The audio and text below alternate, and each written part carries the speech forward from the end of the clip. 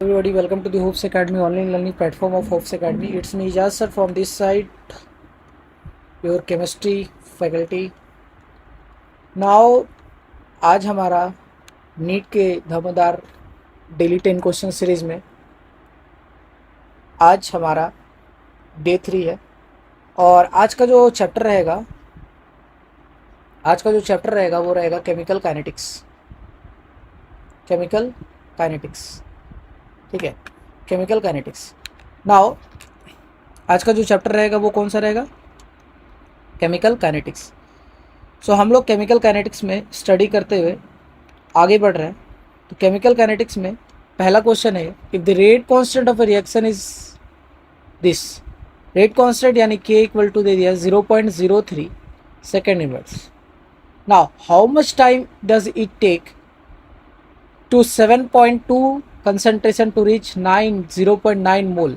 Okay, now बोरा कितना time लगेगा जब इसका सी नॉट जो है वो दे दिया है 0.72.2 एंड सी टी जो दे दिया है वो दे दिया है 0.9। कह रहा है कि सी टी तक पहुंचने में 7.2 से 0.9 तक पहुंचने में कितना टाइम लगेगा। नाउ अगर हम देखें, ऑब्जर्व करें तो यहाँ पर सेकेंड इन्वर्स अगर यूनिट दे दिया है तो इसका मतलब ये कौन सा ऑर्डर का हो गया, ये हमें पता होना चाहिए। दिस इज फर्स्ट ऑर्डर, और अगर फर्स्ट ऑर्डर है तो we know that k t equal to होता है 2.303 log C not by C T. Now अगर हम ऑब्जर्व करें और बातों को समझने की कोशिश करें तो के हमारा है, यहाँ पर के भी दिया हुआ है, राइट। तो यहाँ पर अगर हम बात करें, हमें टाइम निकालना है तो टी इक्वल टू हो जाएगा 2.303 अपॉन के से डिवाइड कर देंगे and log C not by C T का वैल्यू पुट कर देंगे। तो C not by C T का वैल्यू हम यहीं पे पुट कर देते हैं। तो सी नॉट हमारा दिया हुआ है 7 सी नॉट जो हमारा दिया हुआ है वो दिया हुआ है 7.2 एंड सी टी जो दिया वो 0.9। इसको क्रॉस करेंगे तो ये 8 से कट जाएगा। नाउ हम यहाँ पर जानते हैं कि 2.303 अपॉन के का वैल्यू 0.03 इंटू लॉग 8 आ रहा है, और वी नो डैट कि अगर हम log 8 को लिखना चाहे तो हम इसको ऐसे लिख सकते हैं log 2 to the power 3, and हम इसे ऐसे भी लिख सकते हैं 3 log 2। सो मैं यहाँ पर डायरेक्ट कर रहा हूँ 3 इंटू लॉग 2। आई होप समझ में आया होगा कि log 8 जो है, ये जो log 8 है इसको हम लोग log 2 टू द पावर 3 में कन्वर्ट कर दिए।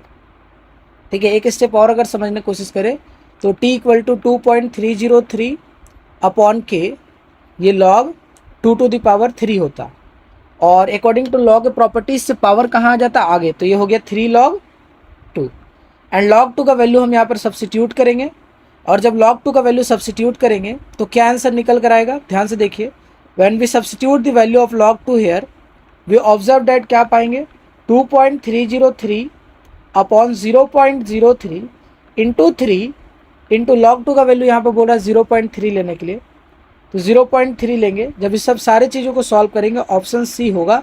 आई होप सो आप इसको सॉल्व कर पा रहे होंगे। ओके, तो option C will be the right answer. एक बार आप इसे अच्छे से अटेम्प्ट करेंगे, वाकई एक अच्छा क्वेश्चन था। नाउ नेक्स्ट क्वेश्चन पे, द हाफ लाइफ पीरियड यानी T half of A first order reaction is 1 minute. यानी टी हाफ दे दिया है फर्स्ट ऑर्डर रिएक्शन का, कितना दे दिया है, यानी 1 मिनट दे दिया। Okay, what we have to find then, time required for 99% completion, तो यानी we have to find 99.9% time निकालना। ओके, नाउ देखिएगा जरा ध्यान से। तो अगर हम जानेंगे तो के टी हाफ यानी के टी 50% इक्वल्स टू क्या लिख सकते हैं, 2.303 लॉग 2 लिख सकते हैं। हमें पता होना चाहिए कि 50% जो होता है वो 100/50 लिखते हैं तो 2 आता है। किसी को नहीं समझ आया कि ये 2 कैसे आया, तो देखो परसेंटेज के फॉर्मूला में क्या होता है, परसेंटेज के फॉर्मूला में होता है ऊपर हो जाएगा 100 और नीचे हो जाएगा 100 माइनस 50। सो इसी को हम करेक्ट करके क्या लिख सकते हैं, के टी 50% इज इक्वल्स टू 2.303, ये हो जाएगा log 2। This is equation number 1। इसे हम क्या मान लेते हैं, इक्वेशन। नाउ अब हमें जो निकालना है दैट इज के टी, क्या निकालना है, 99.9%। तो क्या लिखोगे, 2.303 लॉग अपॉन 100 और नीचे क्या लिखेंगे 100 माइनस 99.9%। और जब हम इसे सॉल्व करेंगे तो ये देखने को मिलेगा, क्या देखने मिलेगा, KT 99.9% इक्वल टू 2.303, ये हो जाएगा लॉग और ये हो जाएगा 10⁻3। एंड फाइनली जब हम इसे सॉल्व करेंगे तो ये देखने मिलेगा 99.9% इक्वल टू 2.303 इंटू 3। इसको मान लेंगे इक्वेशन नंबर 2। हम क्या करेंगे, दोनों ही इक्वेशंस को अब क्या कर देंगे, डिवाइड कर देंगे। Dividing equation 1 and 2 what we have work, तो जब हम दो इक्वेशंस को डिवाइड देंगे, किसको किसको, इक्वेशन 1 एंड 2 को, तो यहाँ पर लिखेंगे KT 50% equal to 2.303 log 2 upon यहाँ पे क्या लिखेंगे, KT 99.9%, यहाँ पे लिखेंगे 2.303 और ये कितना आ गया, लॉग 2 को हटा दिया था हमने, सिर्फ यहाँ क्या बचा था, यहाँ पे क्या बचा था, यहाँ पे सिर्फ नीचे वाले इक्वेशन में इंटू 3 था। K से K कट जाएगा एंड 2.303 कट जाएगा, लॉग 2 का वैल्यू 0.3 होता है। हम सॉल्व करेंगे तो यहाँ से T 99% इक्वल टू आ जाएगा 10 मिनट। आप एक बार सॉल्व करके देखिएगा, क्रॉस मल्टीप्लाई करिएगा, 50 का वैल्यू 1 मिनट दिया था, क्रॉस मल्टीप्लाई करेंगे तो answer will be 10 minute. I hope next question में मूव करते हैं। नेक्स्ट क्वेश्चन है rate constant at 500 kelvin and 700 kelvin, ये सारी चीज़ों को छोड़ देते हैं, are 0.1 4 and 0.74, then activation energy. Okay, कह रहा है rate constant of a reaction at temperature T1 will be 500 kelvin and T2 will be 700 kelvin. दो टेम्परेचर दिया हुआ 500 एंड 700 एंड इसका रेट कांस्टेंट दिया that is K1 equal to दे दिया 0.04 एंड K2 इक्वल टू दे दिया 0.14। ओके, हमसे एक्टिवेशन एनर्जी फाइंड आउट करने बोल रहा है। तो वी नो डैट फॉर्मूला हमें पता है कि आर्हेनियस इक्वेशंस लगा करके फॉर्मूला लगाएंगे तो log K2/K1 equal to EA upon 2.303 R 1/T1 minus 1/T2। देखिए, अगर यहाँ नीचे K1 आ रहा है तो यहाँ पर पहले T1 लिखाएगा, सिमिलरली अगर यहाँ पर K2 आ रहा होता है तो यहाँ पर T2 पहले लिखा था। Okay, now log K2 upon K1, तो K2 का वैल्यू 0.14 है एंड K1 का वैल्यू 0.04 है, equal to EA upon 2.303, R का वैल्यू दिया हुआ है 8.31, टेम्परेचर को पुट करेंगे 1/500 माइनस 1/700 और यहाँ से जब हम इसे सॉल्व करेंगे तो जब हम यहाँ पर देखेंगे तो ये कट के कितना आ जाएगा 3.5 एंड लॉग 3.5 का वैल्यू 0 दिया हुआ है 0.0 सॉरी क्या दिया हुआ है 0.5441 इक्वल टू EA को EA रहने देंगे और ये एक बात याद रखिए, दोनों का मल्टीप्लिकेशन जो है वो हम 19.19 लेंगे। तो यहाँ पर 19.19 आएगा इक्वल टू, यहाँ पर सॉल्व करेंगे तो ये 200 अपॉन 500 गुना 700 आएगा, क्रॉस मल्टीप्लाई करेंगे तो यहाँ से EA इक्वल टू आ जाएगा 0.5441 इंटू 19.19 इंटू 2020 यहाँ पर उड़ा देते हैं, ये आ जाएगा 700 इंटू 5 डिवाइड बाई, थोड़ा सा बढ़िया से लिखते हैं यहाँ पर, थोड़ा सा इसे थोड़ा बढ़िया से लिखते हैं। तो यहाँ पर क्या लिखेंगे, तो यहाँ पर लिखेंगे EA equal to 0.5441 into 19.19 into 5 into 700 divided by 2। Solve करेंगे यहाँ से तो EA इक्वल टू जो निकल कर आएगा वो आएगा 18, दैट इज इक्वल्स टू आ जाएगा 18231 जूल। एक बार आप इसे सॉल्व करिएगा। आगे बढ़ते हैं नेक्स्ट क्वेश्चन पे। Activation energy of a chemical reaction can be calculated if one of the known values, if one known of the value. Okay, activation energy कैसे कैलकुलेट कर सकते हैं, रेट कांस्टेंट स्टैंडर्ड टेम्परेचर नहीं, probability of collision नहीं, rate constant of two different temperature, दो अलग अलग temperature पर रेट कांस्टेंट को कैलकुलेट करना हो या दो रेट कांस्टेंट दिया रहता है और हमें अलग अलग टेम्परेचर एक्टिवेशन एनर्जी निकालना होता है। तो एक्टिवेशन एनर्जी निकालने के लिए अभी हम लोगों ने देखा कि rate constant of two different temperature पर, दो डिफरेंट टेम्परेचर पर, यानी हमें जब भी एक्टिवेशन एनर्जी कैलकुलेट करना है इसके लिए क्या क्या गिवन होना चाहिए, K1 K2 and T1 T2, ये सारी चीज़ें गिवन होना चाहिए, राइट।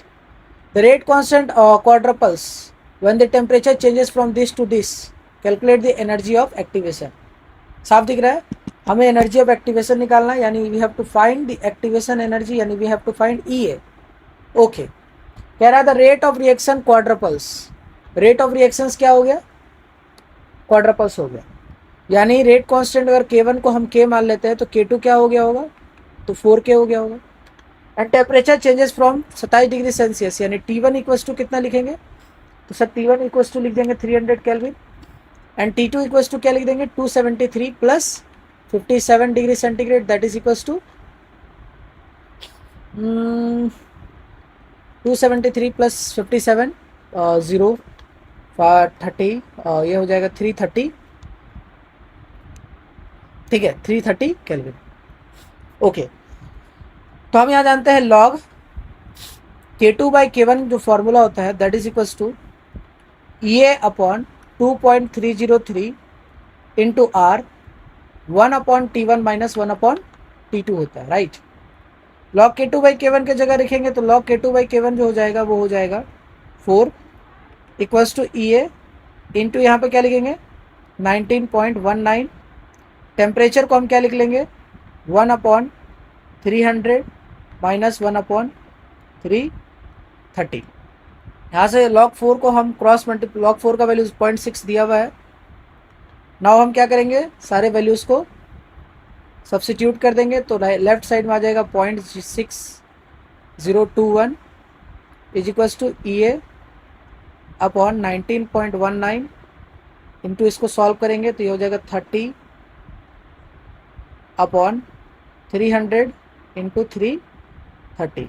सॉल्व करके यहाँ पर जो भी आंसर आएगा वो जूल में आएगा और हमको उसको 1000 से डिवाइड करके किलो जूल में कन्वर्ट करना है। आप कमेंट सेक्शन में बताइएगा इसका आंसर क्या आ रहा है, बता के जरूर जाइएगा ताकि मुझे भी पता चले कि आप सॉल्यूशंस को प्रॉपरली देख रहे हैं। Okay, now next question, the correct options for a rate law corresponding to overall first order reaction. Overall order क्या होना चाहिए, फर्स्ट, यानी रेट इक्वल्स टू K, अगर A का पावर X मान लेते हैं और B का पावर Y मान लेते हैं तो ओवरऑल ऑर्डर का मतलब होता है N, that is X plus Y होना चाहिए, यानी the sum of the power जो होना चाहिए वो 1 आना चाहिए। यही कह रहा है इस क्वेश्चन में कि जो पावर का सम होना चाहिए वो 1 आना चाहिए।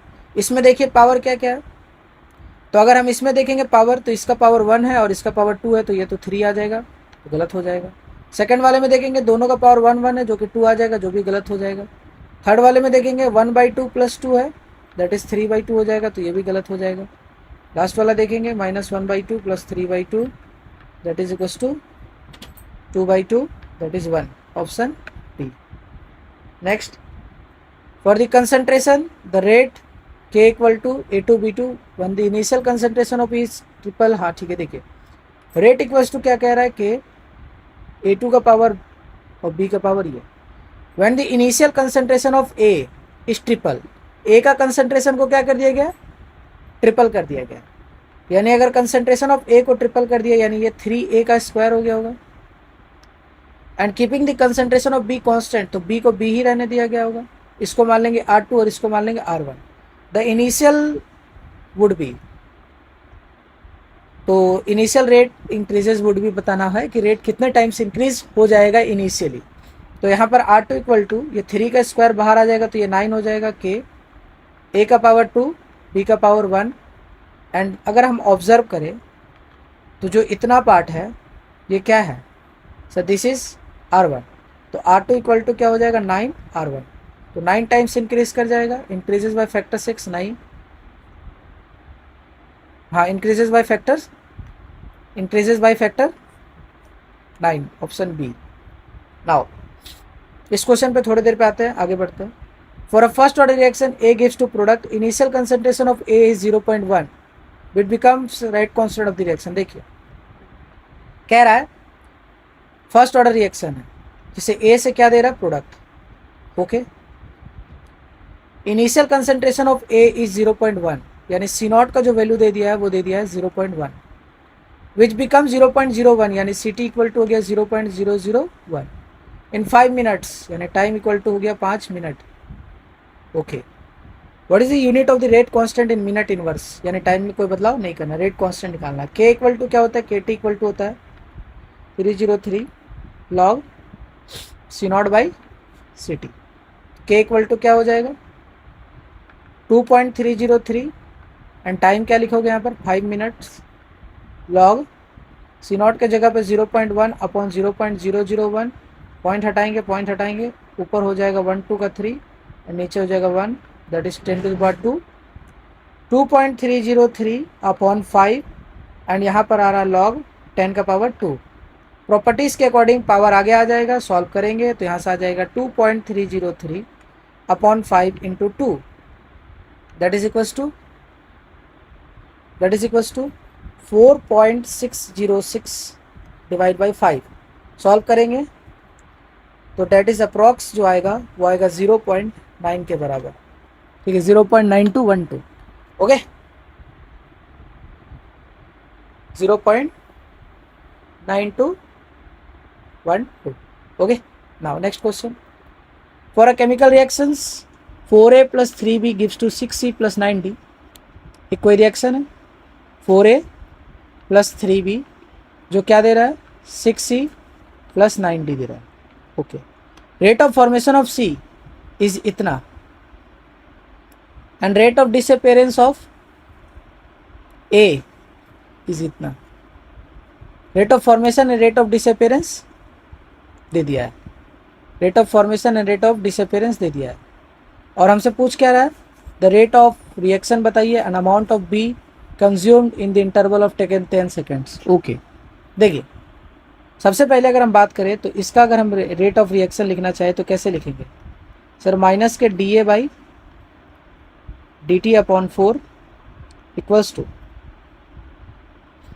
या डेल्टा लिख लेते हैं, ऐसे लिख लेते हैं, कोई दिक्कत नहीं है, दोनों में से दोनों चलेगा। तो यहाँ पर हम लिख लेंगे माइनस के delta A by delta T equals to minus के delta B by delta T upon 3 is equals to plus के delta C by delta D divide by 6 equal to plus के delta D by delta T divide by 9, okay. Now अब देखिएगा ध्यान से, अब मैं जो बता रहा हूँ वो समझिए।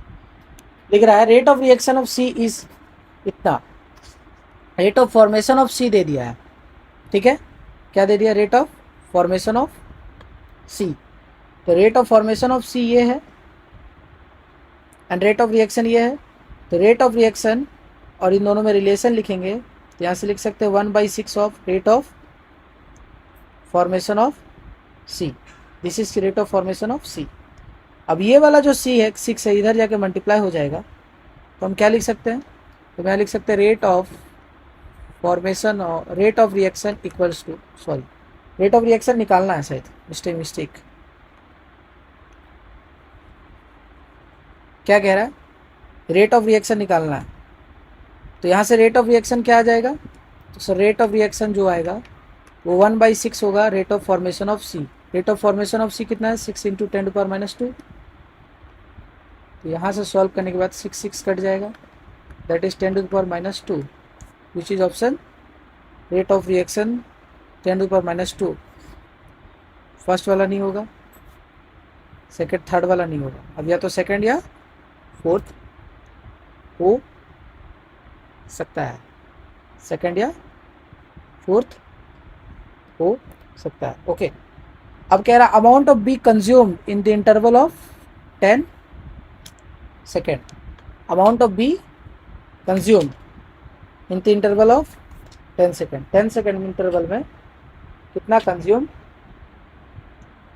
हुआ हो, 10 सेकेंड के इंटरवल में कितना कंज्यूम हुआ हो, यानी कितना कंज्यूम्ड हुआ होगा, यानी इसके कहने का क्या मतलब है, कहने का मतलब ये है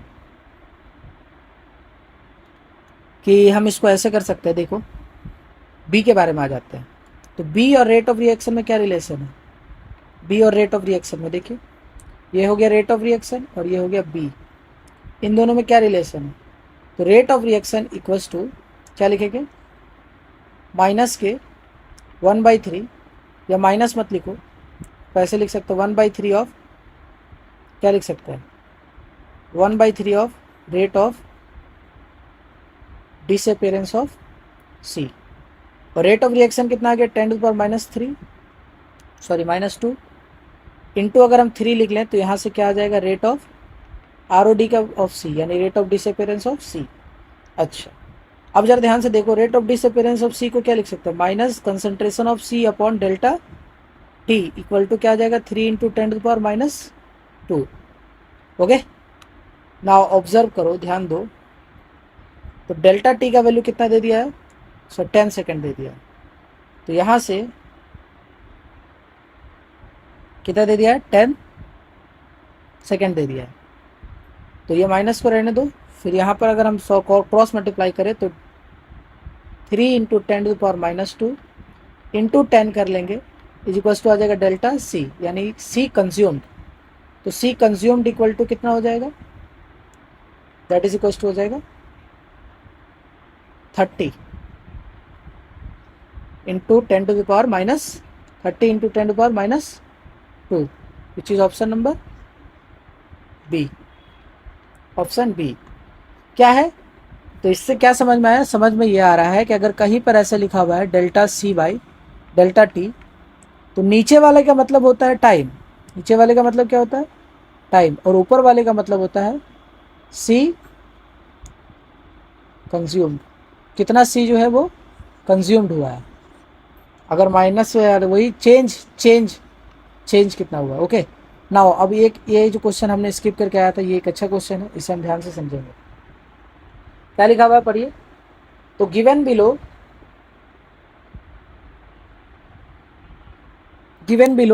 are two statement, one is labeled as assertion and another is labeled as reason. A reason can be have zero activation energy, किसी भी रिएक्शन का एक्टिवेशन एनर्जी जीरो हो सकता है, तो किसी भी रिएक्शन का अगर एक्टिवेशन एनर्जी जीरो हो जाएगा, तो सपोज अगर एक्टिवेशन एनर्जी जीरो हो गया तो आर्हेनियस इक्वेशन क्या होता है AE⁻⁻ तो उसका रेट कांस्टेंट डिफाइन नहीं होगा, क्योंकि अगर E⁻0 यानी E⁻0 और E⁻0 तो डिफाइन करना मुश्किल हो जाएगा, तो ये तो स्टेटमेंट जो है वो क्या है फॉल्स है, ये स्टेटमेंट क्या है फॉल्स है। The minimum extra amount of energy absorbed by the reactant molecules so that their energy become equal to threshold value is called activation energy. Yes, the minimum extra amount of energy absorbed by reactant molecules so that it becomes threshold, यही वाला होगा, that is तो हम यहाँ कह सकते हैं कि रीजन जो है वो तो पक्का है, तो both A R true but R is not a correct explanation of, नहीं ये नहीं होगा। क्या बोल रहा है ए इज फॉल्स, ए तो फॉल्स है बट आर इज ट्रू, ठीक है ओके, ये भी नहीं होगा, ये भी नहीं होगा, ये भी नहीं होगा।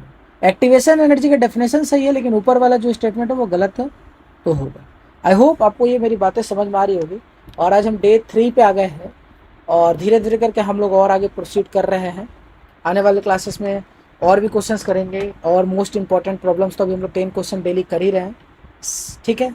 अगर आपको और भी क्वेश्चन चाहिए होगा तो कमेंट सेक्शन में बताइएगा, ताकि और भी हम सीरीज इस तरीके का अपलोड कर पाए। और एक चैप्टर में जैसे 10 क्वेश्चन कर रहे हैं तो हम लोग इसको 20 भी क्वेश्चंस कर सकते हैं, बस कमेंट सेक्शन में बता के जाइएगा, ताकि मुझे पता चल पाए कि हमारे ऑडियंस जो है वो देख रहे हैं। Okay, thank you, have a nice day.